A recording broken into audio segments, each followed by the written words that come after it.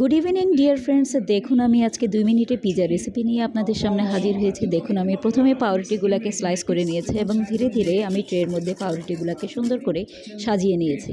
দেন আমি কিছুটা গ্রেট করে চিজ দিয়ে দিয়েছি এবং চিজ দেওয়ার পরে আমি সস দিয়ে দিলাম।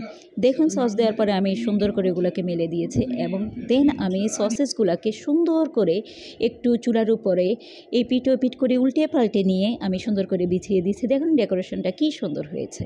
এখন দেখুন আমি এই ডেকোরেশনটা সুন্দর করে মাইক্রো ওভেনে দিয়ে দেব এবং মাইক্রো ওভেনে আমি 3 মিনিট এইটিকে খুব ভালোভাবে প্রসেসিং করব। ঘুরা এই যে ঘুরার পরে আমার পিৎজা আলহামদুলিল্লাহ রেডি হয়ে গিয়েছে 2 মিনিটে।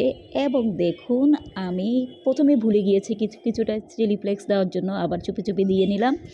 আমার পিৎজা রেডি আলহামদুলিল্লাহ। আপনারা বলে যাবেন আমার পিৎজাটা কেমন হয়েছে। খুব সুন্দর সহজ রেসিপি পেতে আপনারা অবশ্যই জান্নাত ফেরদৌসী চ্যানেলটিকে সাবস্ক্রাইব করে রাখবেন, আমার পাশে থাকবেন।